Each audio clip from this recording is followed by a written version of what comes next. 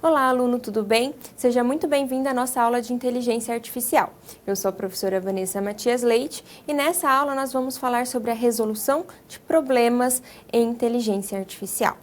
Portanto, o que nós vamos abordar nessa aula? Nós vamos focar em algumas soluções para resolver alguns problemas. Vamos ao quadro, então, porque eu trouxe algumas ilustrações, o qual a gente pode utilizar inteligência artificial para solução desses problemas. Então, aqui nós temos a questão de o reconhecimento facial, temos também a realidade aumentada utilizando a nossa inteligência artificial ali também para mostrar alguns produtos, né, os preços deles, e também os chatbots, que são tipos de comunicadores, né, que utilizam a inteligência artificial através da mineração de dados para conseguir, então, a sua solução desse problema e interagir, então, com o ser humano.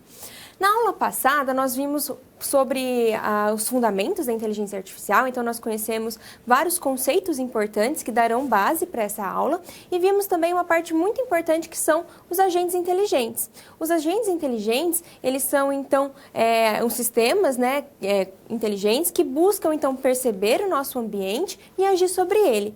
Portanto, nós vamos continuar falando nessa aula sobre esses agentes, tá? E conhecer mais também algumas soluções aí importantes para quem quer, né, desenvolver soluções na área de inteligência artificial.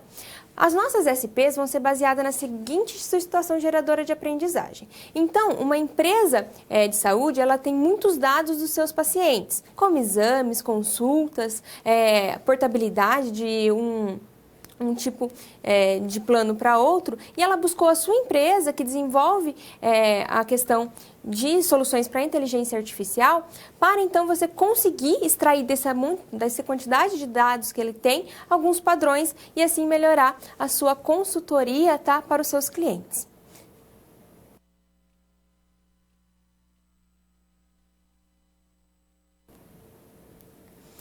Nesse conceito, tipos e representações de problemas, nós temos que pensar que a gente tem um agente inteligente que ele pode ter a percepção e ação sobre um ambiente, não é mesmo? Mas pensa que a junção desses estados possíveis dá uma quantidade muito grande de dados. Então, muitas vezes a gente não consegue, com recursos computacionais, para fazer todos os estados possíveis de um agente inteligente. Logo, a gente precisa do quê? De métodos probabilísticos que reduzem um pouco essa quantidade de dados e dão uma probabilidade para o nosso agente inteligente poder agir. Portanto, vamos ao quadro, então, conhecer mais sobre esses métodos probabilísticos. Esses métodos, então, oferecem uma maneira quantitativa de codificar as incertezas, tá? Então, o nosso agente inteligente, ele vai, a partir de alguns dados que são selecionados, fazer essa codificação e ter essa incerteza, ok? Mas a gente tem que pensar o quê? Tem que pensar, então, que esses dados têm que ser muito bem qualificados para que o nosso agente não tome decisões erradas. A probabilidade é extraída da onde? Dos dados. Nós vamos chamar esses dados de estados, tá bem? Então, quando nós falarmos nesses dados, eles vão ser tratados como estados. E o principal método probabilístico que veremos nessa aula será as redes bayesianas. Okay? Falando mais sobre as redes bayesianas, então, elas podem ter estados independentes e estados dependentes. O que é cada um? O estado independente, ele é, então, um estado que não necessita de nenhuma outra ocasião para ocorrer. Ele vai acontecer independente de qualquer coisa. Já o estado dependente, ele tem a necessidade que algo aconteça, tá? Um outro estado aconteça primeiro, para depois ele venha a ser realizado. Vamos então ao quadro identificar, né, o que é um estado dependente e um independente. Nós temos aqui duas probabilidades. A probabilidade de se ganhar na loteria e a probabilidade de chover.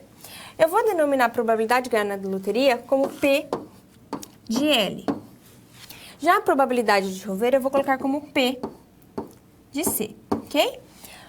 Aqui, então, nós vemos que ganhar na loteria e chover são probabilidades independentes. Por quê? Eu posso ganhar na loteria e estar sol, pode estar chovendo e eu posso não ganhar na loteria. Então, eles não dependem um do outro, tá bem? E para fazer, então, uma conta relacionando essas duas, eu vou utilizar o produto dessas duas probabilidades. Já que elas são independentes, eu não necessito de uma relação entre elas. Portanto, a probabilidade de eu ganhar na loteria e estar chovendo é essa daqui, P de L, o produto P de C. Okay? Então, é a probabilidade de se ganhar na loteria. Mas e se eu tivesse algum tipo de estado, né, algum tipo de probabilidade que fosse dependente? Como que seria? Vamos ver aqui as nossas probabilidades. Novamente, a de ganhar na loteria, temos a probabilidade de chover, e outra probabilidade que foi instaurada aqui foi a de o chão estar molhado, que eu vou denominar como P de M. Reparem então, a probabilidade de chover está relacionada com a probabilidade do chão estar molhada. Isso mostra o quê? Mostra que o meu P de M é dependente, tá bem, da minha P de C. Por quê? Porque eu necessito que P de C ocorra para P de M ocorrer. Quer dizer que P de M vai ocorrer somente quando chover, né? Quer dizer que o meu chão vai estar molhado somente quando chover? Não necessariamente. Pode ter passado um caminhão e derramado água, pode ter um regador ali que passou e molhou o chão, mas necessariamente se chover, o meu chão também vai estar molhado, tá bem? Logo, para fazer essa probabilidade, nós temos a seguinte questão. Aqui a gente mostra a grafia de como se escreve, tá? Então, mostramos que a minha probabilidade M, ela é dependente de C, igual a essa conta aqui. No caso, esse símbolo representa o E. Então, nós temos a probabilidade de M e C acontecer é a mesma dividida pela probabilidade de chuva. Lembrando que a probabilidade de chuva tem que ser sempre igual a 1, tá? Senão a gente não consegue. Tem que ser maior que 1, pois senão nós não conseguiremos a divisão correta. Compreendendo mais sobre os estados e como elas ocorrem, né? Que são probabilidades dependentes e independentes, vou mostrar o seguinte exemplo. Olha aqui. Aqui a gente não está tratando com probabilidades que podem ocorrer no nosso dia a dia, são somente estados. Nós temos o estado A, o estado B, o estado C, o estado D e o estado E. O que é cada um deles, né? Nós temos aqui, então, que o estado A, reparem, e o B, eles não dependem de nenhum. Nós não temos uma flecha chegando neles, né? Isso mostra, então, independência deles. Já o estado C, ele necessita para acontecer que ocorra o A e o B anteriormente, tá bem? Então, nós temos essas dependências. O D e o E, eles ocorrem, eles também são dependentes, mas eles são dependentes somente de C. Portanto, se a gente fosse calcular aquela conta ali, né, com 5 estados, nós teríamos uma probabilidade, né, nós teríamos 32 eventos acontecendo. Porque se a gente fosse calcular a probabilidade de cada evento acontecer sozinho, sem dependências, nós teríamos então um 2 elevado a 5. Isso dá 32 possíveis situações.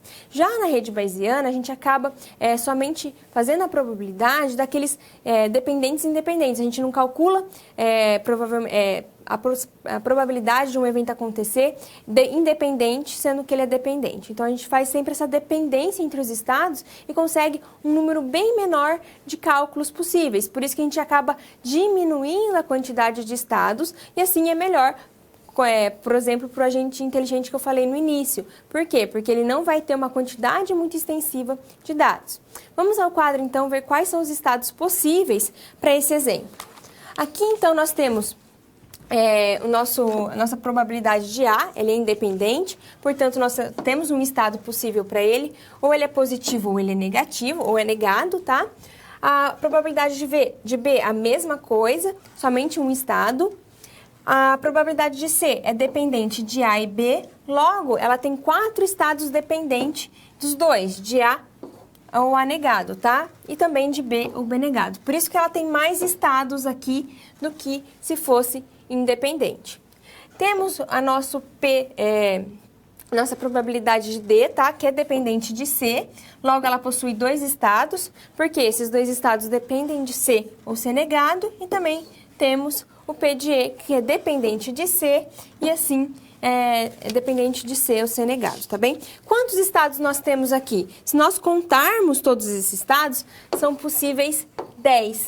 Tá vendo? A gente conseguiu reduzir 22 estados desnecessários utilizando a rede bayesiana, tá bem?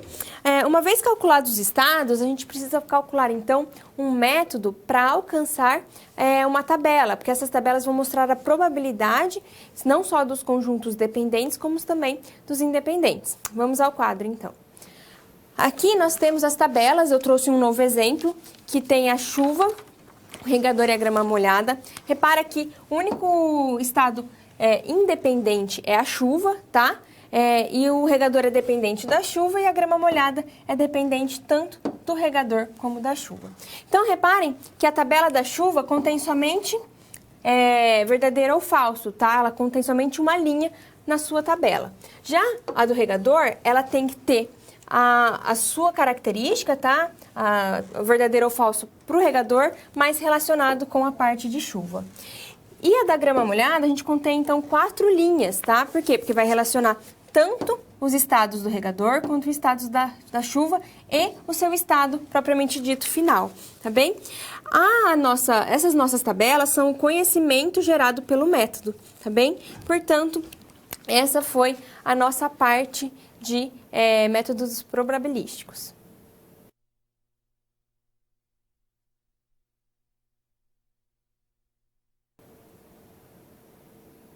Métodos baseados em classificadores. Os métodos baseados em classificadores, eles buscam o quê? São agentes inteligentes especializados que buscam, através de uma quantidade de dados muito grandes, conseguir uma classificação. O que é uma classificação? É um padrão. Então, o nosso agente inteligente, ele vai buscar sempre um padrão dentre os dados, tá bem? Vamos ao quadro, então, para ver mais sobre esses métodos que são baseados em classificadores. Portanto, os classificadores são agentes inteligentes especializados, tá? Não são agentes inteligentes genéricos, eles são especializados para aquele tipo de identificação. Eles percebem, então, o ambiente e extraem as características. É através das características que nós buscamos os padrões, ok? E, no caso, eles classificam e agrupam essas características. Aí, com esse agrupamento, a gente consegue, então, classificar. A classificação é uma das tarefas mais importantes do aprendizado de máquina. Por quê? Porque o aprendizado de máquina, ele precisa de uma quantidade de dados, mas ali já classificadas para que ele aprenda, tá? Os classificadores são essenciais para o conhecimento de padrões, como é o caso de filtros anti-spam e reconhecimento facial. Por quê? Porque quando a gente pensa em um reconhecimento facial, nós pensamos em quê? Nós pensamos no padrão ali que tem aquela face. Quando a gente pensa também no Google Fotos, que faz a identificação de pessoas, objetos e animais, ele tem o quê? Ele tem um padrão. Por exemplo, um gato, ele tem orelhas pontudas. Logo, esse é um padrão que, quando o Google Fotos faz a busca ali pela imagem, né, o padrão daquela imagem, ele vai identificar que é um gato pela sua orelha, por exemplo. Óbvio que ele busca mais características, mas é uma delas, tá bem? Vamos ao quadro, então, para a gente ver alguns algoritmos de classificação. Temos o Naval-Bayes, ok? Ele é baseado, então, no teorema de Bayes e é assumido independência entre as variáveis e montamos, então, uma tabela com os valores assumindo que não se influenciam. O Naval-Bayes, ele é muito utilizado para mineração de dados em textos, ok? E, no caso, também utilizado para classificar um artigo ou um e-mail como spam ou não, ou softwares também de reconhecimento faciais. O AOD, ele utiliza um grau de dependência para as variáveis mais preciso que o Naval-Bayes. Então, ele tem as mesmas características, tá? Que este algoritmo.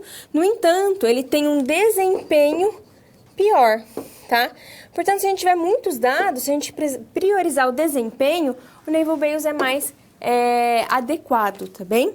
Mas o acerto dele é maior. Então, a gente tem essas características entre um ou outro, tá bem? Então, os dois, eles podem ser usados para mineração de textos, tá? Mas o AOD, ele tem, então, um desempenho pior, mais uma quantidade de acertos mais significativa. E, por último, nós temos os vizinhos mais próximos. Este algoritmo, ele busca, então, um ponto e classifica os elementos próximos a ele, classificando, então, como elementos de classe de vizinhas, tá? O Um vizinho mais próximo, ele busca bastante essa questão de elementos que são correlacionados. Isso é muito visto, principalmente, quando você entra num site de compras e, por exemplo, ele te dá artigos relacionados àquele produto que você está vendo.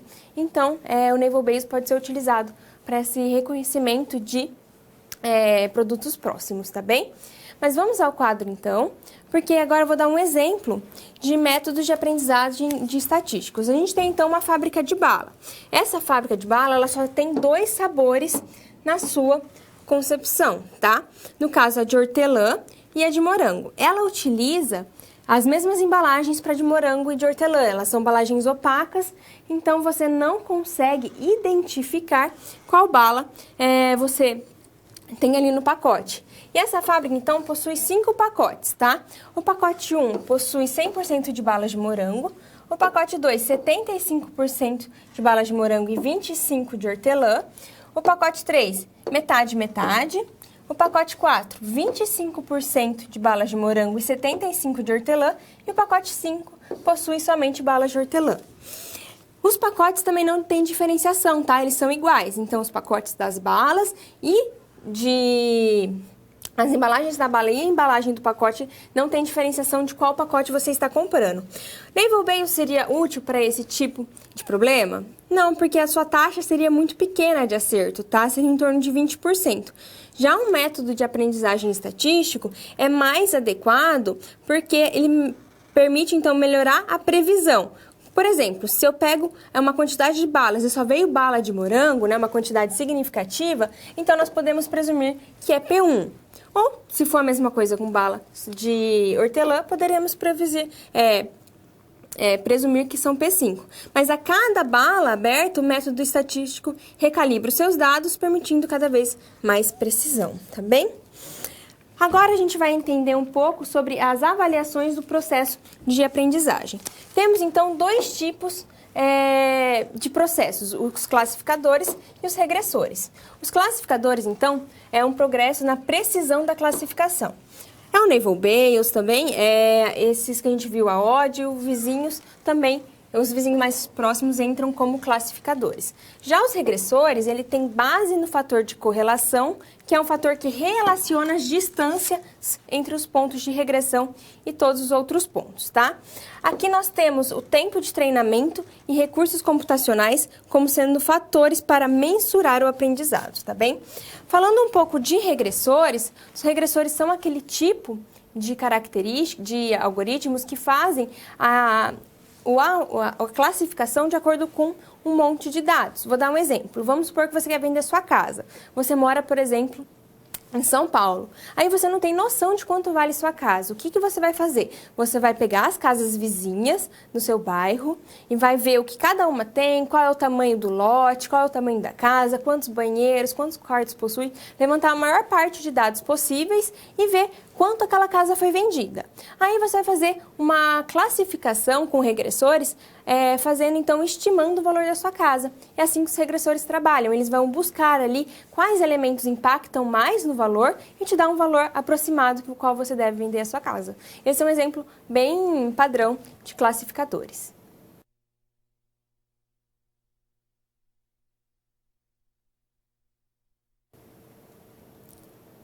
Nós vamos resolver agora a nossa primeira situação problema. Lembre-se que a nossa situação problema, ela foi baseada em uma empresa de saúde, tá, que possui dados de décadas dos seus clientes, como exames, laboratoriais, no caso também consultas e entre outros. No caso, então, ela pede que você busque melhorias para ela através da inteligência artificial. Vamos ao quadro, então, ver qual é a proposta dessa SP. Ela precisa, então, melhorar as suas operações e serviços por meio de análise de dados históricos e sugerir métodos para classificar os dados e apontar, então, quais são as vantagens, tá bem? Isso deve ser feito através do quê? De um relatório. Então, vamos começar o nosso relatório definindo o que é classificadores, tá? Classificadores, então, são capazes de, primeiramente, identificar as características que são relevantes e, no caso, descartar as demais características que, no caso, não seriam relevantes para aquela classificação, tá? e então a gente pode definir classificadores com essa definição. Já nós temos alguns algoritmos que podemos apresentar para o nosso cliente. São o KNN, que também chamamos de vizinho próximo, tá? O Naval Bayes e o AOLD. A questão do KNN seria interessante para o nosso cliente caso ele queira apresentar alguns serviços próximos para o seu cliente, tá? Como ele tem uma base de dados muito grande, ele pode também sugerir alguns exames, caso você tenha feito um exame de sangue, tenha dado alterado, se você vai fazer um exame, por exemplo, de uma ressonância. Então, o KNN, ele pode ser utilizado para fazer esse tipo de classificação. Já o Naval Bayes e o AOLD, ele busca, então, aquele tipo de mineração de texto, né? Então, ele vai buscar a porcentagem de da pessoa com aquela doença. Então, ele vai fazer essa mineração, tá? Através do aprendizado de máquina, principalmente buscando categoria de texto. Aí, o seu cliente pode perguntar para você, mas qual que é o uso, né, para essa mineração de texto nos meus dados? Naval Bayes ou AOLD? No caso, ele vai ter que fazer um ponderamento do que ele precisa. Ele precisa de desempenho? Se ele precisa de desempenho, uma rápida resposta para dar para o cliente, o Naval Bayes é mais indicado, tá? Porque desempenho no AOLD ele é mais prejudicado. Mas se ele precisa de uma taxa de acerto, às vezes o AOLD seria mais recomendado, tá? Mas vamos ao quadro, então, para finalizar o nosso relatório.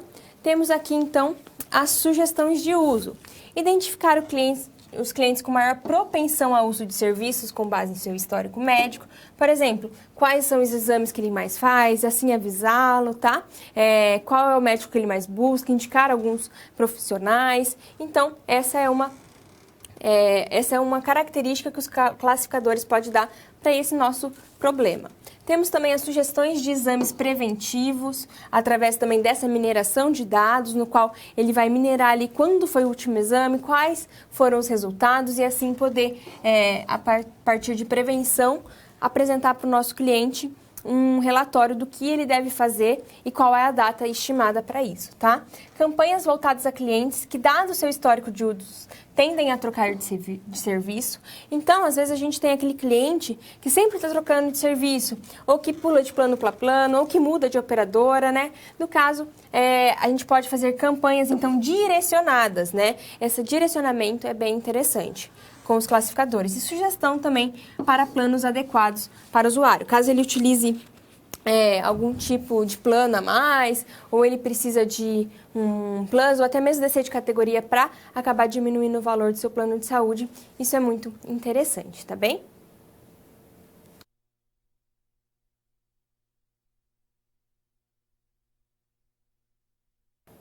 Agora, a gente vai apresentar mais um exemplo de como montar uma rede bayesiana.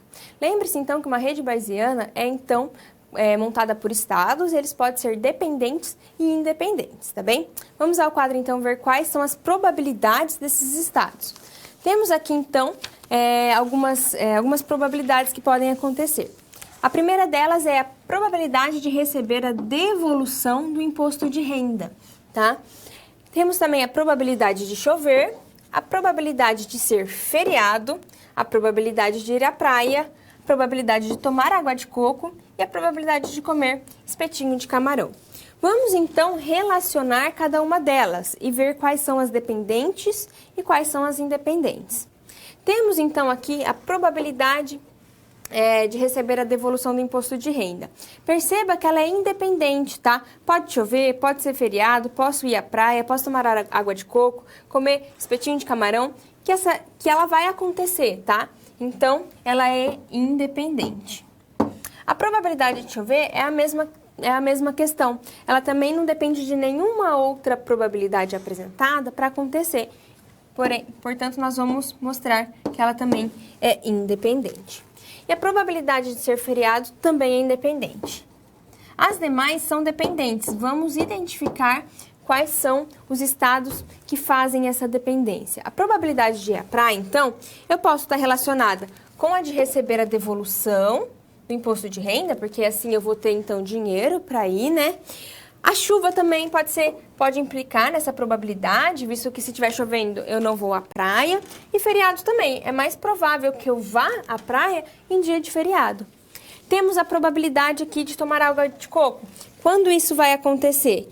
Isso pode acontecer se eu receber o imposto de renda, né? Então, eu vou ter um dinheiro para tomar essa água de coco. E se eu estiver também na praia, né? Porque assim, então, eu consigo tomar água de coco com maior facilidade na praia. E a probabilidade de comer espetinho de camarão?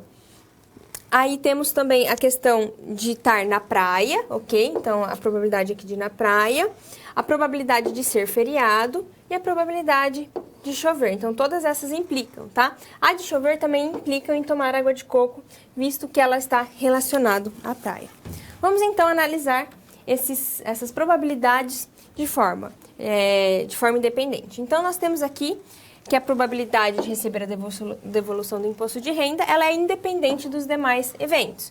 Logo, a gente vai caracterizar ela como P de D. Já a probabilidade de chover, ela é independente também, nós vamos chamá-la de P de C, ok? A probabilidade de ser feriado independente, vamos chamar de P de F. Agora, vamos ver as outras probabilidades, ok? Que são dependentes. Temos aqui, então, a probabilidade de ir na praia. Ela é dependente da devolução do imposto de renda, de chover e de ser feriado. Então, nós vamos caracterizar ela desta forma, tá? Como é escrito, a probabilidade de P, que é ir à praia, é dependente, então a gente coloca o barra e vamos colocar suas dependências de D, de C e de F, tá? Devolução de imposto de renda, chover e feriado. Já a probabilidade de beber água de coco, ela é dependente somente se eu estou na praia, ok? Então, a gente faz essa dependência aqui apresentando. E a probabilidade de comer espetinho também, eu só como espetinho se eu estiver na praia. Logo, essa probabilidade. Agora, eu vou mostrar para você como que vai ficar o esquema dessas probabilidades, montando a sua dependência e a sua independência. Caso a gente não fizesse isso e calculasse o estado de cada um, nós teríamos 64 estados calculados. Depois, ao final desse exercício, eu vou mostrar quantos estados que a gente calcula. Veio que a gente tem bastante dependência entre os estados, assim reduz bastante o número de cálculo que é necessário, tá bem? Mas vamos ao quadro, então, ver qual é o esquema dessas probabilidades. Temos, então, aqui a probabilidade de receber o imposto de renda relacionada, então, com a de beber água de coco e com a de comer espetinho de camarão, tá bem? Relacionada também à probabilidade de eu ir à praia. Já a probabilidade de chover e de ser feriado, elas são independentes e elas implicam somente no ir à praia, ok? E o ir à praia implica também na possibilidade de beber água de coco e também de comer espetinho de camarão, ok? Assim, nós temos a seguinte quantidade de estados possíveis. A nossa probabilidade de devolução do imposto de renda é 1, a probabilidade de chover também é 1, a probabilidade de ser feriado é 1. Por quê? Porque eles são estados independentes, então eles não dependem de nenhum, logo só tem uma probabilidade possível para acontecer, tá bem? Já as demais têm mais possibilidades, já que elas estão correlacionadas com outras, ok? Por exemplo, a probabilidade de eu ir à praia está relacionada com essas 3 probabilidades, logo são 8, tá bem? Por quê? Porque é 2 elevado a 3. Aqui nós temos, então, a probabilidade tanto de tomar água de coco quanto de comer espetinho de camarão é 2, pois elas só estão relacionadas aqui com a praia neste caso. Assim, nós teremos 15 estados possíveis, tá vendo? Reparem que é muito menor do que se nós tivéssemos 2 elevado a 6, que seria igual a 64. O número cai bastante de possibilidades. Isso pensando pensando em um agente inteligente que tem que calcular todos os estados possíveis e pensar na solução deles, né, ações para cada um, pensando em bastantes ambientes, pensando também em bastante questões de ações a ser tomadas sobre a combinação desse ambiente, seria inviável, tá? Nós não teríamos muitas vezes recursos computacionais para fazer esse tipo de relação, tá bem? Por isso, então, a gente faz o método probabilístico para diminuir um pouco essas possibilidades, tá bem?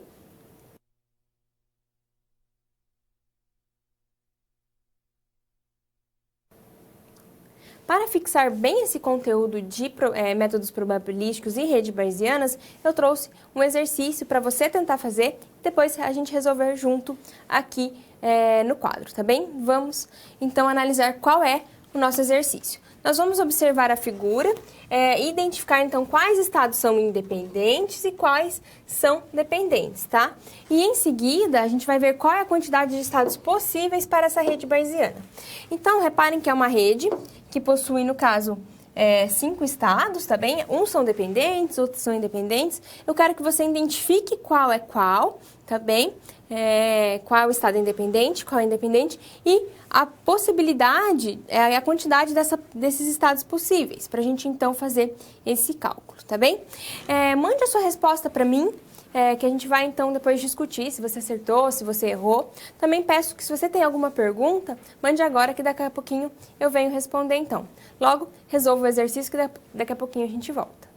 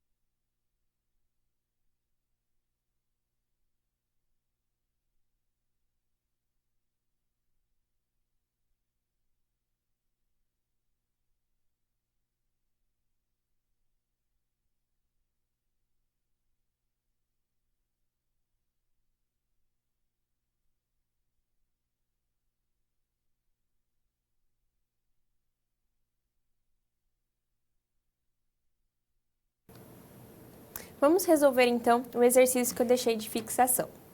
Vamos ao quadro. Aqui, então, o nosso exercício pede para a gente identificar quais são os estados independentes e eu pedi também os dependentes. Então, nós analisamos que os independentes são o estado A e o estado C. Reparem que não tem nenhuma seta incidindo sobre eles, então o estado PA e o PC também são independentes, ok? Então, independentes.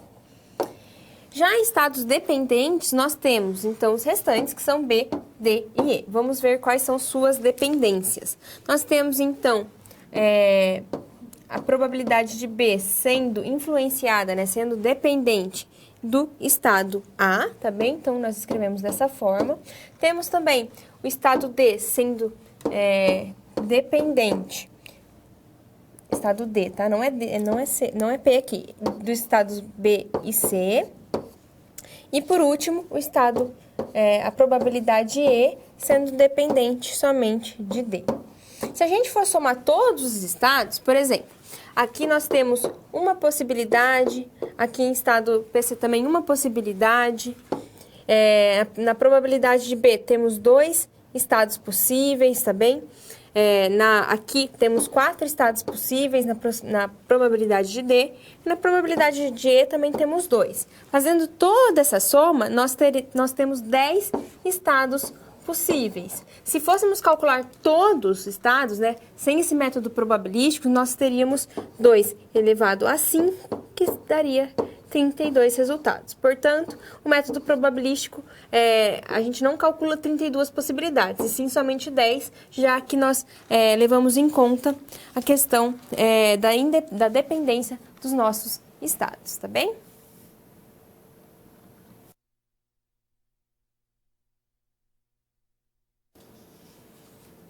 Buscas com inteligência artificial. Pense comigo um agente inteligente que tem que perceber o ambiente e fazer, então, ações. Se ele tiver uma quantidade muito grande de ações, ele vai ter que buscar ali na sua estrutura de dados algumas ações que ele deve fazer. Logo, isso tem que ser estudado na inteligência artificial para nós sabermos qual é a melhor solução para quando tivermos uma quantidade grande de dados a serem buscadas, tá bem? Vamos ao quadro, então, ver mais sobre os mecanismos de busca. Temos, então, aqui que os agentes inteligentes guardam suas informações em estruturas e para acessá-las é necessário algo que seja eficiente. Para isso, temos os métodos de busca, tá bem?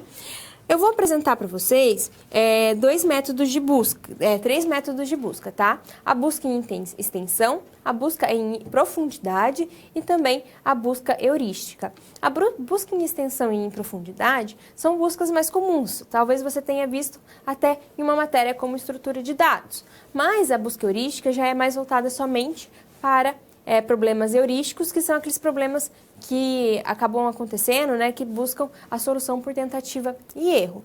No caso, então, as buscas em extensão e busca em profundidade, elas são buscas cegas, no qual a gente utiliza ela se não tivermos a questão de ter muitos dados sendo extras, tá? Se for aquela base de dados fixa. Então, nós podemos utilizar essa busca cega que a gente fala. Mas lembrando que se for uma quantidade de dados muito extensa, talvez ela fique inviável também pelo tempo de processamento. Mas vamos ao quadro conhecer mais sobre a busca em extensão.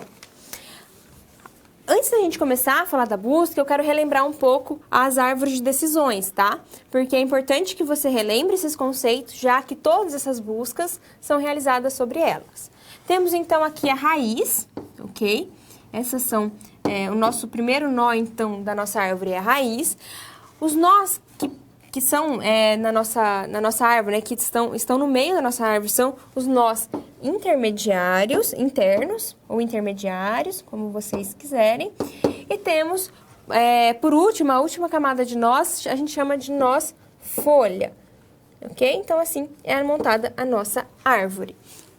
O que a busca em extensão faz? Já que agora a gente já conhece a nossa estrutura de dados, ela começa então explorando a raiz da árvore e visita cada nó do primeiro nível antes de prosseguir para o segundo nível e assim por diante até encontrar o nó folha.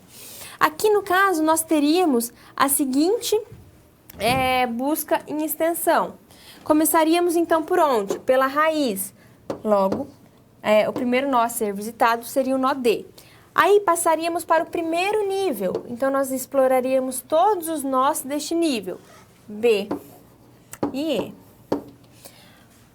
E por último, então, a gente visitaria o segundo nível, que aqui já é um nível de nó folhas, adicionaríamos então os nós A, C e F, sempre vindo do nó mais à esquerda para o mais à direita, tá? Os nós mais esquerdas são nós com valores menores, tá bem? Então, essa seria a nossa sequência de nós explorados em extensão. A busca em extensão, ela pode ser utilizada para problemas que buscam, então, jogadas, como, por exemplo, o jogo de damas utiliza a busca em extensão. Por quê? Porque a gente tem, então, uma gama ali de possibilidades a serem jogadas e a partir de cada nível, né, a partir de cada jogada que acontece, de cada nível da árvore, a gente vai explorando outras jogadas e assim fazendo as determinadas, a melhor escolha possível para aquele jogo, tá bem? Vamos ao quadro, então, compreender como isso acontece. Nós temos aqui, então, um jogo de damas sendo apresentado. A posição inicial é o nosso nó raiz, então a gente não começa dele, tá? A gente, então, dá o start dali, da quem vai começar. Aí temos as jogadas do cinza. Reparem aqui, então, que o meu cinza, ele pode ir para 3 possibilidades. Ou ele pode ir para casa 1, 2 e 3, tá bem? Então, ele vai explorar esses nós aqui. Já a jogada do branco, ele pode ter essas características. Ele pode 2, 3, 1, 3, 2 e 4, tá? Então, a nossa jogada branca aqui, ela pode ir para mais casas, dependendo da jogada do outro. Repare que a jogada do branco é dependente do nível anterior. Então, é dependente da jogada do nosso adversário, aqui no caso do cinza, tá bem? Então, essa é a característica do busca em extensão. Agora, nós vamos falar de uma busca que é em profundidade. A busca em profundidade, ela busca atingir mais profundo a nossa árvore, então ela vai geralmente lá nos nós folhas e vai descobrindo os seus nós. A diferença aqui da busca em extensão é que ela tem 3 possibilidades de acontecer, tá? Que é a questão, então, de quando a gente tem, então, conforme ela vai abrindo os nós, ela vai explorando a profundidade, a gente tem algumas características. Vamos ao quadro, então, ver quais são elas. A busca em profundidade, ela vai até o ramo máximo possível. Nós temos aqui pré, pós e em ordem, tá? Que é como ela vai explorar essa árvore. Lembrando que uma árvore, ela é composta também de sub-árvores à direita e à esquerda. Logo, a nossa árvore temos D como raiz, essa é uma sub-árvore, essa é uma sub-árvore também. Então, só lembrando que é importante para que você entenda, então, a característica de cada busca. A pré-ordem, ela primeiro visita a raiz, depois ela percorre a sub-árvore à esquerda e depois a sub-árvore à direita. Todas essas etapas em pré-ordem. Qual seria a classificação, então, dos nossos nós sendo descobertos em pré-ordem? Seria D, B, A, C, E e F. Por quê? Porque, então, nós iniciaríamos da raiz e desceríamos para a nossa pré-árvore, para a nossa árvore aqui, né? Nossa sub-árvore à esquerda. Aí, conheceríamos o nó B, partiríamos para o A e depois para o C, tá? Por quê? Porque ele sempre vai visitar primeiro a raiz. O B, neste caso, é a nossa raiz da sub-árvore à esquerda, tá bem? Depois ele voltaria e descobriria, então, a nossa árvore à direita. Fazendo o pós-ordem, então, ele faz o seguinte percurso. Ele percorre primeiro a sub-árvore à esquerda, então ele vai vir aqui primeiro, tá bem? Vai depois fazer a árvore à direita, então a árvore à direita também é a segunda parte. E por último, ele visita a raiz. Então, o pós-ordem seria da seguinte forma. Primeiro, vamos explorar a sub-árvore à esquerda em pós-ordem. Iniciaríamos do nó A, tá? Porque o nó A é uma raiz. Os seus filhos são nulos, mas ele acaba sendo uma raiz, tá? Então, a gente vem aqui, pensando em estrutura de dados, colocar o A. Aí, nós vamos descobrir depois a sub-árvore à esquerda. Logo, a gente iria para o nó C. Aí sim, nós iríamos para o nó B, tá bem? Daí chegaríamos à raiz dessa subárvore. Nó P. Como nós estamos em pós-ordem, nós não vamos atingir a raiz ainda. Nós vamos partir, então, para a nossa subárvore à direita. Assim, pegaríamos o F, tá? E depois o E. O F e o E. E, por último, encontraríamos, então, a nossa raiz D. O nosso último busca em profundidades é o em ordem. O em ordem ele tem a seguinte característica: ele primeiro percorre a nossa árvore à esquerda em pós-ordem, depois busca a raiz, tá?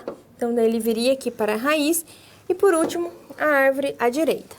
Logo, a gente teria a seguinte característica: como ele começa percorrendo a árvore mais à esquerda, nós teríamos o A, sendo o primeiro nó atingido. Depois, o B, porque ele volta para a raiz antes de visitar a nossa subárvore à direita, tá? Para depois, então, compreender o C. Voltaria para a raiz antes de explorar o lado direito e, assim, exploraria o lado direito, explorando primeiro o E, depois o F. O E e o F. Portanto, essa seria a nossa, percorrendo a nossa árvore. Como eu disse, a gente tem, então, essas buscas que são chamadas buscas cegas, tá bem? Eu passei ali rapidamente para você todos esses conceitos sobre as buscas, né? Mas a gente vai ver, o que mais nos interessa nessa aula é a busca heurística, que no caso é a busca que acaba não sendo determinística, como essas são, que seguem um passo a passo. Elas, então, tendem a gerar um retorno mais rápido para o nosso algoritmo, no caso. Portanto, vamos ao quadro conhecer mais sobre essas buscas.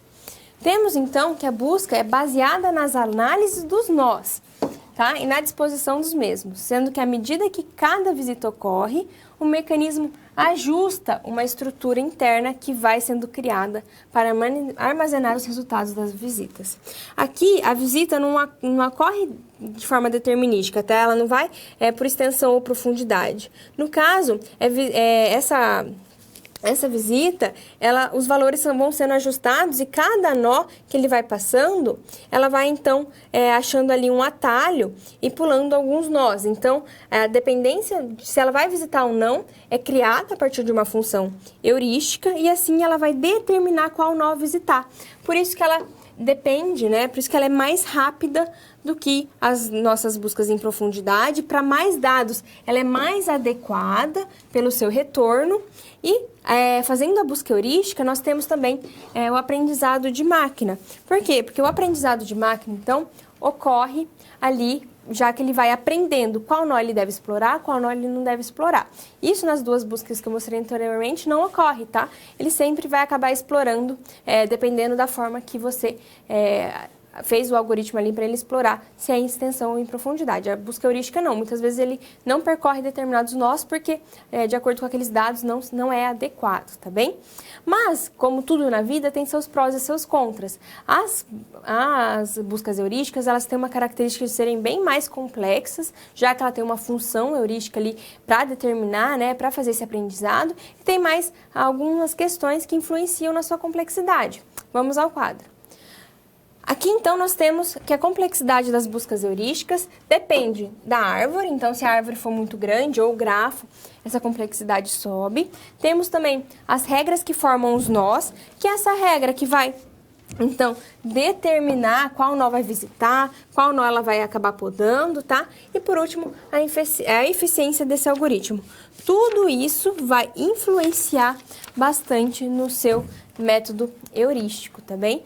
Logo, assim, você vai ter que determinar, analisando a sua estrutura e vendo qual busca é melhor, se são as buscas cegas ou a busca heurística que eu acabei de apresentar.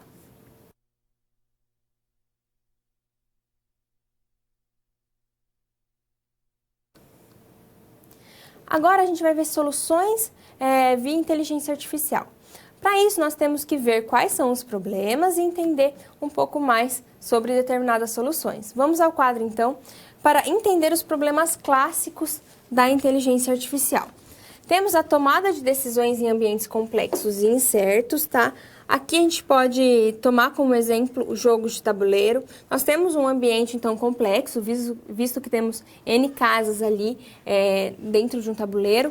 E incertos porque depende muito da jogada anterior para uma decisão ser tomada. Temos o reconhecimento de padrões sensoriais, que no caso pode ser de imagens, de sons. Aqui a gente pode usar redes neurais para a sua solução, tá? Então, as redes neurais, elas podem ser utilizadas nesses casos. O processamento da linguagem natural. O processamento da linguagem natural está bem ligado a você entender o que o cliente está falando, conseguir capturar algumas partes da nossa frase ali, ter aquele entendimento para dar um retorno a ele. E, por último, o aprendizado, que é uma das questões mais importantes e é um dos problemas mais clássicos da inteligência artificial, visto que a gente sempre busca o aprendizado da máquina para que ela possa, então, tomar decisões sozinhas. A gente viu, então, essa parte de problemas clássicos e agora a gente vai falar sobre consciência artificial. A gente pensar na consciência humana é a capacidade de a gente pegar os nossos pensamentos, processá-los e, a partir deles, tomar uma decisão. Logo, a gente tem também a consciência artificial. Vamos ao quadro, então, ver mais sobre a consciência artificial, que é, então, dividida em consciência artificial forte e consciência artificial fraca. Essa consciência, essa denominação, né, ela é baseada na IA forte e a fraca, e temos então que a consciência artificial, ela busca a presença de características da consciência humana em sistemas cibernéticos. Lembrando, o que é consciência humana? É então essa capacidade de a gente observar algo, reconhecer os próprios pensamentos e assim tomar as próprias ações. A consciência artificial forte, então, ela busca a construção de máquinas que sejam efetivamente conscientes. Já a consciência artificial fraca, ela busca máquinas que simulam a consciência. É importante dizer que a consciência artificial, ela ainda não é necessária na inteligência artificial de hoje, tá? Nós não temos máquinas com consciência e nem é importante, não temos problemas que seriam só resolvidos com isso. Mas por que então pesquisadores buscam esse tipo de tecnologia, né, para a inteligência artificial? Tem N motivos, mas os principais são que muitos acham que a partir de uma máquina tendo uma consciência, ela conseguiria ser muito mais eficiente como nós humanos. Mas será que a consciência traria isso, né? Daí fica a questão. E outra parte também que muitos pesquisadores acabam pensando é que a consciência artificial, ela também pode ajudar a gente a descobrir como ocorre a consciência humana, que também é algo que intriga os pesquisadores. Mas agora a gente vai ver sobre a superinteligência. Vamos ao quadro.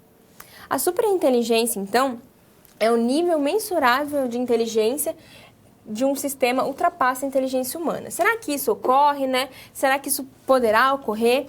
A gente pensar em algo específico, a gente pode até falar que o computador tem uma superinteligência. Pense em um programa com inteligência artificial que joga damas. Provavelmente ele vai ganhar de um jogador expert. Mas se a gente pensar, esse jogador expert, além de jogar damas, ele também provavelmente sabe jogar xadrez, ele sabe entender uma piada, ele sabe conversar, ele sabe fazer N coisas que a máquina não saberia. Portanto, a gente pode falar que existe superinteligência em problemas específicos, mas não em problema geral. Tem até algumas soluções, né, que estão criando para isso, que é o Deep Learning, que busca ser inteligente em vários pontos relacionados, né, em vários pontos da computação, mas ainda são projetos, tá? Não existe uma máquina que entenda desde jogar damas até entender uma piada. Mas vamos ao quadro, então, porque nós vamos ver algumas limitações da inteligência artificial. Nós temos, então, a limitação do mundo real com o mundo virtual. Neste caso, os agentes inteligentes independem da modelagem do problema. Aqui está muito ligado à simplificação. Por quê? A gente tem um mundo real muito complexo. E se a gente tenta passar tudo isso para os nossos agentes inteligentes, obviamente eles não vão ter capacidade de processar tudo isso. Mas essa simplificação também acaba limitando eles. E a generalização, como eu disse, nós temos nós não temos superinteligência ainda, né? Isso acaba caindo no campo da generalização, que os problemas fogem do escopo. Não, a gente precisa de muito recurso para essa generalização, tá? Mas não adianta somente aumentar recurso, a gente deve afinar as técnicas. Vamos mostrar agora o que é realidade aumentada e realidade virtual. A realidade aumentada, nós temos a integração de elementos do mundo virtual para o mundo, então, na visualização do mundo real. Aqui, como que a gente pode introduzir a questão da nossa inteligência artificial na realidade aumentada? Pense comigo que você vai ao mercado, você tira do seu bolso o seu smartphone e coloca ali, mira na gôndola, né? Abre a câmera e mira na gôndola. Ele só vai te mostrar, provavelmente, os preços de elementos que você consome. Vamos supor, eu sou uma mulher solteira e acabo, então, não consumindo fraldas, já que eu não tenho filhos. Se eu mirar numa prateleira que tem fraldas e provavelmente outras coisas que eu consumo, tipo leite, aveia, ele vai mostrar para mim somente os valores desses produtos que eu acabo consumindo. Pensando um pouquinho mais longe em IoT, pensem só em relacionar os produtos que tem na nossa geladeira com os produtos do mercado. Então, quando eu mirar no mercado, lá numa gôndola, ele vai mostrar exatamente o que falta na minha geladeira, né? E qual é o preço, podendo mostrar também quais são a tabela nutricional dos alimentos. Então, a realidade aumentada com a inteligência artificial fica muito mais poderosa. Mas também temos a realidade virtual. Vamos ao quadro. Então, nós temos que a substituição do campo visual do usuário por um cenário totalmente gerado por computador. Geralmente a gente utiliza esses óculos, tá? Para conseguir então essa imersão e ter a realidade virtual. Pensando em problemas com a realidade virtual e inteligência artificial, nós temos então essa questão de você estar imergido no mundo. Pense que você então consiga dentro da sua casa, com o seu óculos virtual, acessar então uma concessionária. Nessa concessionária você consegue ver os modelos dos carros, você consegue também saber ali, fazer quase que um test drive virtual. Então isso é muito legal. A inteligência artificial também pode ser implantada, né, em problemas com inteligência virtual.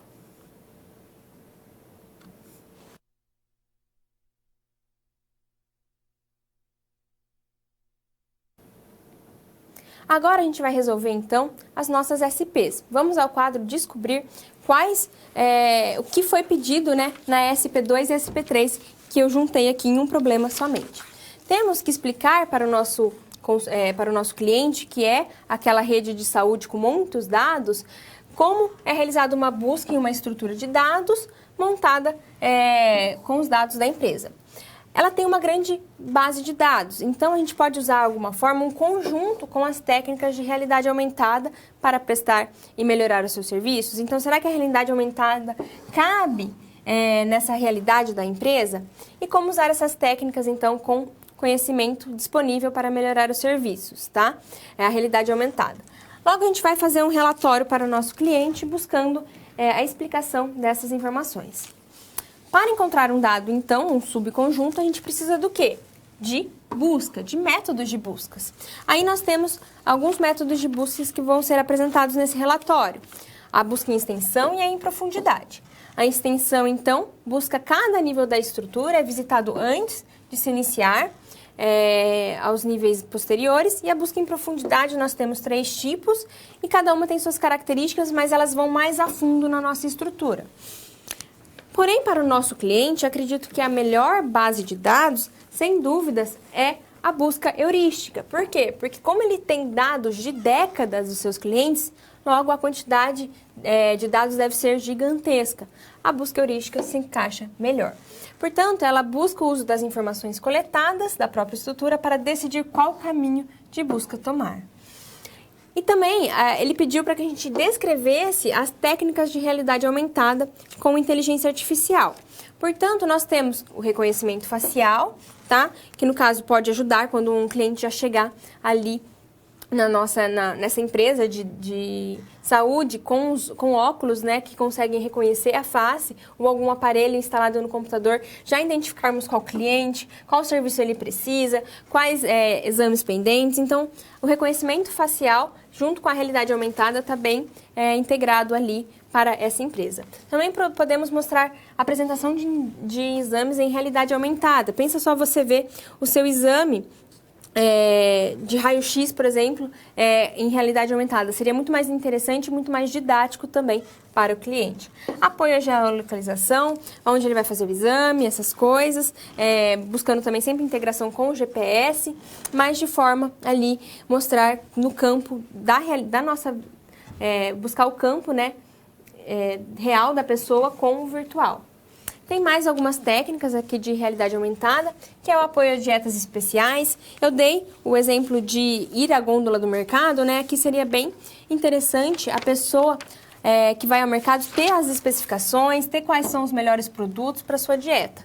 Portanto, também seria um problema a ser solucionado com inteligência artificial e realidade aumentada para o nosso cliente da saúde. Temos também o treinamento de pessoal de apoio clínico, como médicos que estão se especializando em cirurgia, a realidade aumentada seria bem-vinda, e também a demonstração de procedimentos, que é então a intervenção cirúrgica. Todos esses casos a gente consegue então montar a parte de busca, sempre mostrando ao nosso cliente que, no caso, como ele tem muitos dados, provavelmente a busca heurística seja a melhor solução para ele, tá? Por quê? Porque a busca é mais rápida, nós temos, então, aquela questão de tomar o caminho, tu vai tomando decisão, né? Ele vai aprendendo, então ele vai ficando mais eficiente conforme os dados vão passando, e também dá todas essas vastas tipos de demonstrações que foi dado anteriormente aqui no quadro, mostrando para ele qual seria a melhor solução utilizando inteligência artificial e realidade aumentada. Você viu que existe um grande campo ali para ele poder explorar essas duas tecnologias.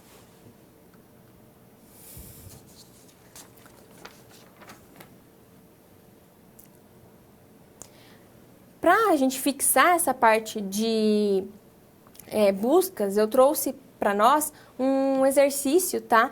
Que vai, então, ter esse tema como a principal característica, principal resolução.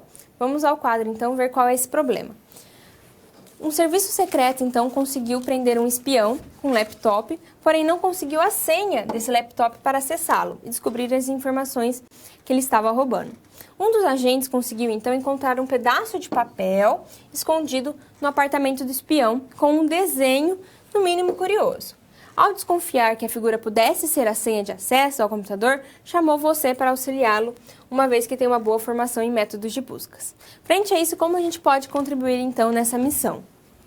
Vamos olhar qual é a sua árvore. Aqui, então, reparem que é uma árvore, tá? Binária, no qual nós temos como seus nós letras. Então, a gente vai aplicar alguns métodos de buscas. A gente vai começar, então, pela busca em profundidade para conseguir, então, analisar qual seria o método que talvez daria uma senha compatível, né? Todas elas seriam possíveis, mas, às vezes, uma senha que seja mais real para a gente, né? Que tenha um sentido, um significado. Vamos começar em pré-ordem. Em pré-ordem, então, nós começamos pela raiz e depois visitamos a subárvore à esquerda, para depois visitar a subárvore em direita, sempre em pré-ordem. Então, começamos da raiz, nós começamos, então, com a letra A. Aí, descemos para o nosso nó e visitamos, então, a raiz da nossa outra subárvore. Seria, então, a letra E. Desceríamos novamente aqui para a nossa subárvore mais à esquerda e descobriríamos, então, o nó N. Aí, descobriríamos o S e o E, tá bem? S e E. Portanto, a gente já descobriu essa parte aqui da nossa árvore. Voltaríamos pensando em um algoritmo, né? Voltaríamos ao nosso nó E e percorreríamos, então, a nossa subárvore à direita. Descobriríamos, então, o S, o H e o A. O S, o H e o A. Portanto, essa parte da nossa árvore aqui já foi toda descoberta. Agora, nós vamos descobrir a nossa subárvore à direita. Iríamos primeiro começar com o T, tá? O T. Depois desceríamos, então, e descobriríamos nessa ordem. E, C e R. E, C e R. Você olha, assim, para o que deu, né? Qual o resultado? não deu um resultado muito significativo, né? Não deu nenhuma palavra que a gente conhece, portanto, a gente vai guardar ele ali na manga para ver se as outras buscas dão um resultado mais interessante. Agora a gente vai fazer o em ordem, tá? O em ordem, ele faz a seguinte questão, ele vai primeiro visitar as subárvores mais às esquerdas, depois a raiz, tá? A raiz da árvore e depois as subárvores mais à direita. Então, vamos lá. Como ele começa com a subárvore à esquerda, ele começa sempre do nó folha. Então, ele começa o S. Depois, ele vai descobrir, então, o N, já que ele visita a raiz. E depois, a subárvore à direita. Então, N, E, ok? S, N, E. Aí, ele vai fazer o quê? Ele vai voltar e vai descobrir a raiz dessa subárvore, que seria a letra E. Como ele já descobriu todo esse lado esquerdo, ele vai, então, descobrir, no caso, o nosso lado direito. Então, ele vai primeiro descobrir esse nó aqui, para depois o S e o A. Então, ele vai começar com H, S, A. H, S, A. Logo, ele já descobriu toda essa parte da nossa árvore. Vamos, então, voltar para onde? Voltar para a nossa raiz. Ele vai, então, contabilizar a raiz aqui, visto que ele sempre visita a raiz antes de visitar a parte direita da nossa árvore. Então, nós vamos visitar aqui, tá? Começando com o nó, sempre com o nó mais à esquerda. Então, veremos o T. Agora, ele desceria aqui e descobriria o C, o E e o R nessa árvore. Então, C, E e R. Olhando novamente a senha que a gente conseguiu, também não nos diz nada, não é nada significativo. Portanto, a gente vai tentar a nossa última possibilidade, que no caso é pós-ordem. Pós-ordem, então, ele vai sempre começar da subárvore à esquerda, depois descobrir a subárvore à direita e, por último, a raiz. Logo, a gente vai ter a seguinte ordem, né? De descobrimento. Ele vai começar a descobrir o S, o E e o N. Então, S, E e N. Aí, ele vai fazer o quê? Ele vai pro E? Não, né? Ele vai, então, pro H, pro A e pro S, tá? Porque ele vai descobrir depois da subárvore à esquerda, à direita. Então, ele vai pro H, pro A e pro S. Aí sim, ele vai subir e descobrir a raiz, tá bem? Porque a raiz é a última coisa que ele descobre. Então, ele vai adicionar ali o E. Ele vai descobrir o A? Não, ele vai visitar primeiro essa parte aqui, tá bem? Então, ele vai descobrir primeiro o R, o C, perdão, o R e o E. Então, o C, o R e o E. Aí, ele vai subir e descobrir a sua raiz, né? Que é o T. E, por último, a raiz da nossa árvore mesmo, né? Não das subárvores, que é o A. Perceba, então, que com o pós-ordem, nós temos a seguinte palavra criada, senha secreta. Logo, a gente pode deduzir que, para esse problema, a busca em pós-ordem solucionaria as nossas questões, tá bem?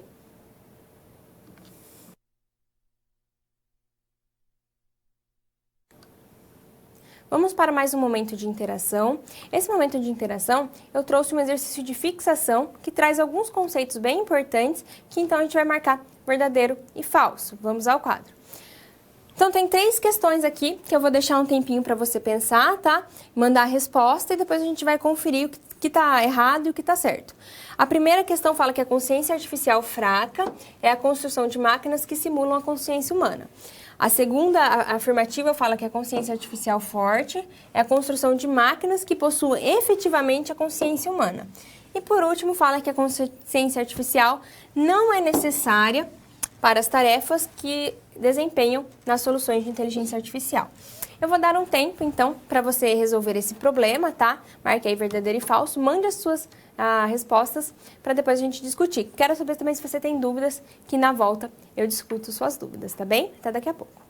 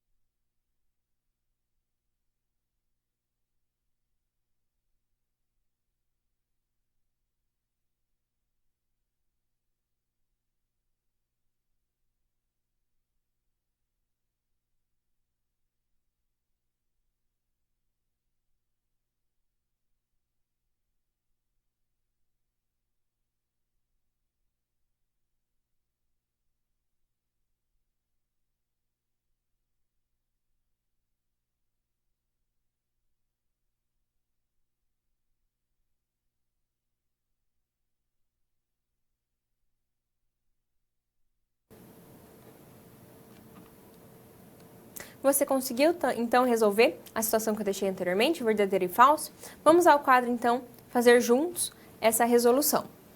Temos, então, a primeira afirmativa dizendo que a consciência artificial fraca é a construção de máquinas que simulam a consciência humana.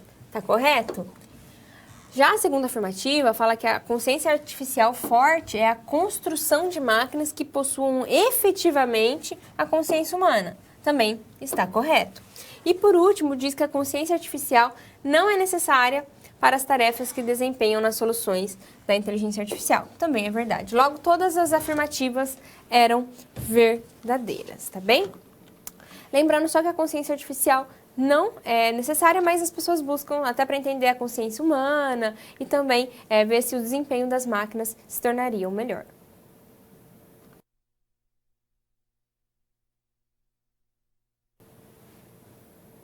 Vamos então recapitular todos os conceitos que vimos na aula de hoje. Vamos ao quadro. A primeira parte que a gente viu, então, foi os modelos de representação de conhecimento que trabalham com valores incertos e utilizam teorema de Bayes, tá? Lembre-se, então, que essa parte está bem baseada na parte de probabilística, que temos, então, estados dependentes, estados independentes, tá? Como eles se relacionam, e no final nós temos uma quantidade bem menor de estados sendo trabalhados. Oferece também uma máquina quantitativa de decodificar as incertezas. Sim, a gente tem então essa quantidade menor sobre as incertezas, já que a gente tem a dependência dos casos. Vimos também a parte de classificadores, que são tipos de agentes inteligentes especializados em perceber o ambiente e extrair suas características. Quando a gente fala em características, nós pensamos basicamente em padrões a serem selecionados, tá bem? Alguns algoritmos de classificação, o vizinho mais próximo ele vai buscar então aquelas características de elementos que são próximos ao nosso ponto central.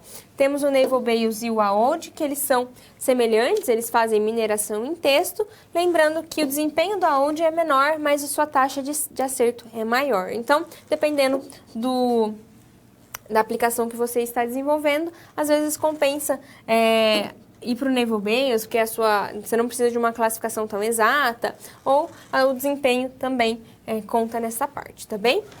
Então, aqui nós temos os classificadores. Vimos o método de busca, o largura e o extensão, temos o pré-ordem, o in-ordem e pós-ordem. Lembrando que em largura, então, ele busca percorrer todos os níveis na nossa árvore, começando sempre pela raiz, indo para o primeiro nível, o segundo nível, até alcançar uma folha. O busca em extensão, então, ele tem esses três tipos, que é o pré-ordem, o in-ordem e o pós-ordem. Cada um vai até a profundidade ali da nossa árvore, mas no final acaba dando resultados diferentes, dependendo da que você buscar. Logo, deve ser analisado o seu problema para que assim você consiga encaixar qual é a busca em profundidade que mais adeque à sua característica. Já se tivermos muitos dados ou precisarmos de algum tipo de busca mais refinada, as buscas heurísticas vêm com essa finalidade, visto que elas acabam seguindo nós que são necessários também, vendo ali vendo qual nó ele deve expandir para melhor aproveitamento do algoritmo e não de forma determinística, como são as buscas cegas que foram apresentadas, tá bem? Então, as buscas heurísticas, elas têm um poder computacional maior, mas também o seu tempo, a sua complexidade também é maior, vista que ela tem uma função de caracterização, ela também tem a questão da complexidade no qual a estrutura de dados está inserida, e entre outros. Logo, ela é melhor, né, já que ela tem ela tem uma rapidez maior na sua busca de dados, no entanto, ela é mais complexa. E por último, vimos a parte de consciência artificial fraca e forte. A fraca, ela simula a consciência humana. A forte, no caso, nós temos essa questão de fazer sistemas computacionais que realmente tenham consciência, parecida com as dos humanos. A superinteligência artificial, vimos que é algo que o computador tem uma inteligência maior que a do humano, no caso, em casos específicos, como jogar xadrez, damas, em outros tipos de especialidades, nós temos até uma questão de superinteligência, mas em modelo geral isso não acontece. E por último, vimos como podemos inserir ali a inteligência artificial em duas tecnologias super recentes e super presentes no nosso cotidiano, que é a realidade aumentada e a realidade virtual. Bem, então essa foi a nossa aula de hoje. Espero que você tenha gostado. Eu fico por aqui e te espero na próxima aula. Até mais!